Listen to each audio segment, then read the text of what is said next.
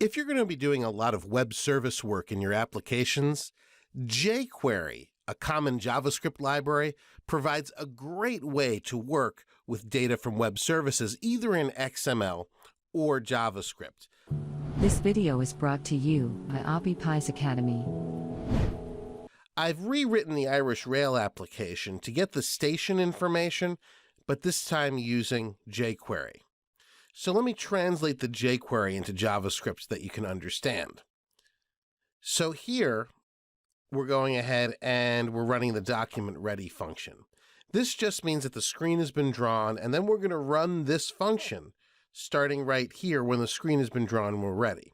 By the way, we've also included the jQuery library, courtesy of the Google APIs right here. So this is all our actual code that makes up jQuery. You might be surprised to know it's written in JavaScript. All right, so when the document is ready and the page has been drawn, we're going to use jQuery's AJAX command. This is similar to the XML HTTP request object.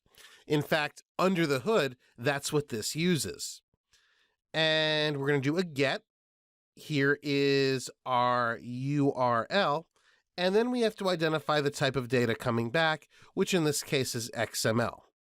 If we successfully get XML returned, we're going to run a function called XML parser.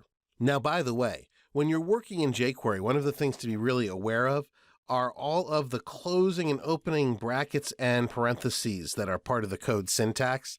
It's very easy to get lost or confused in these. So anyway, what happens here is we successfully have an AJAX connection. We get the data back from the Irish Rail API. We pass that to a function called XML parser, which I wrote below. So the XML parser function gets the XML. And now within the XML, we're going to find the object station node, which we remember is the repeating node that has the information about each station. In fact, we can take a look here. If I console log out the XML, and then we give this a whirl here in our browser, which I think is already set up. Take a look at the developer tools. There is the object station. So we're getting all of those object station nodes right here from the XML using the find command. And then we're running a loop, which in jQuery is an each loop. So for each one of those, we're going to run this function. We're going to create a variable called out, and then we're simply going to assemble how each station should appear. A break, emphasis to give us italics, and then we'll get the station description. We'll get that by using this, the data that's been returned, finding station description, and getting the text. Now, I know this looks different than what you were used to with the XML, but this is actually much less complicated. Again, the data that's been returned, we're going to find the station latitude and display its text. So no more first child node value. It's being taken care of with the text command.